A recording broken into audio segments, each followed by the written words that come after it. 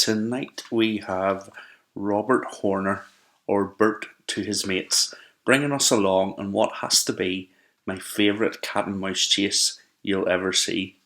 Javerts' endless hunt for Valjean. Now, if you've seen it, you know how it ends, but no spoilers here. I've put together a wee clip to give you some insight into the relationship and differences between the two men, and Bert has a little something to tie it all together after this clip. Eyes forward! Eyes to the roofs! Eyes to the roofs! Thank you, monsieur. Give me no thanks, monsieur. There's something you can do. If it is in my power, Give me the spy, Javert. Let me take care of him. do what you have to do. The man belongs to you. No.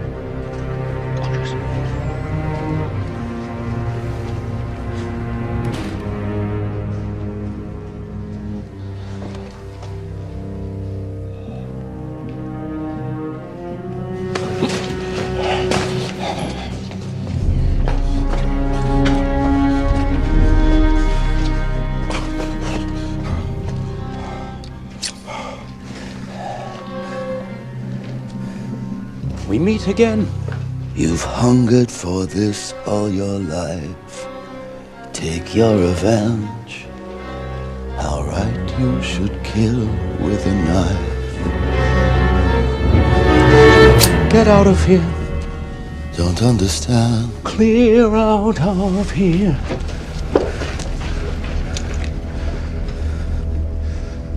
Once a thief, forever a thief.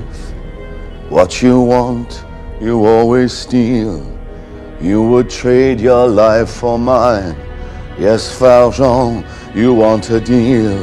Shoot me now for all I care. If you let me go, beware. You'll still answer to Javert. You are wrong. And always have been wrong. I'm a man.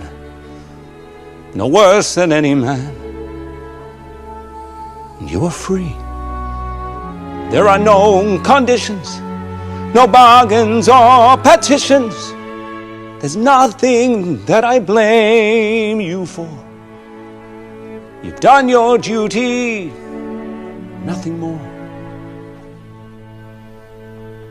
If I come out of this alive, you will find me at Rue de la Mamie, number 5. I doubt our paths will cross again.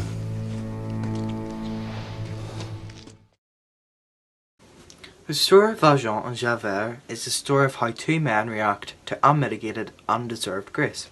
And in that sense, it really is all of us. It is gospel in miniature. After being released on parole, Valjean tries to find work, but no one will hire an ex-con. And when he is taken in by a bishop for the night, cold and hungry, he repays the kindness by stealing silver. When the police bring him before the bishop, we expect justice to be done, but instead we find perplexing, awe-inspiring mercy and grace. Later, Valjean extends that mercy and grace bestowed on him to Javert, when Javert is captured by the French revolutionary students, who Valjean has been helping. Javert is sure that Valjean will take revenge, because his nature is criminal. Javert still thinks of Valjean as prisoner 24601. What Javert doesn't realise is that Valjean's nature has changed because of the grace given to him, and he extends mercy to Javert for that very reason. Valjean says there are no bargains or petitions, but Javert cannot abide this grace and mercy. To a cynic it is insane, or as Paul says, it's foolishness. Javert and Valjean run into each other again, and again Valjean's changed character perplexes Javert. When Javert finds Valjean, he is carrying the injured body of young Marius. Valjean pleads with Javert to have mercy and let him get this boy to a hospital. Mercy and the law are incompatible for Javert. Javert cannot accept forgiveness. There is only law, and as he says, the law is not mocked. And in one of Javerts' songs, Stars, he sums up his worldview with these lines about God's judgment. And so it has been, and so it is written on the doorway to paradise, that those who falter and those who fall must pay the price. Javert is correct, but of course he's only half correct.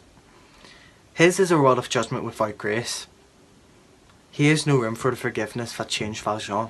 He has no room for the mercy Valjean extends to him. And of course that refusal to accept doesn't come from his honouring of the words written on the doorway to paradise. It comes from his own stubborn pride. The only surefire protection from grace is pride. Stubborn pride that says, I will do it on my own. If I fall, I fall. If I win, I win. But that pride changes a man, hardens him. Javerts says, he gives me back my life, and I live in hell. The real torment of hell is not some caricature of God's judgment. It is one that cannot, will not, ever yield one's pride. He is stuck and cannot grow. As C.S. Lewis said, one must hatch or go bad, and Javert refuses to hatch. I will not yield at the end of the chase. I will spit his pity right back in his face. With his inability to liberate himself, Javert's foolish pride consumes him, and he jumps off a bridge rather than accepting mercy. Valjean, however, reaches the end of his life having grown in God. He is greeted at death by those who mean the most to him. The priest who first extended his mercy and grace, and Fantine, the woman who gave her child into his keeping. That child gave Valjean a purpose God could use to make him into someone who can glorify God.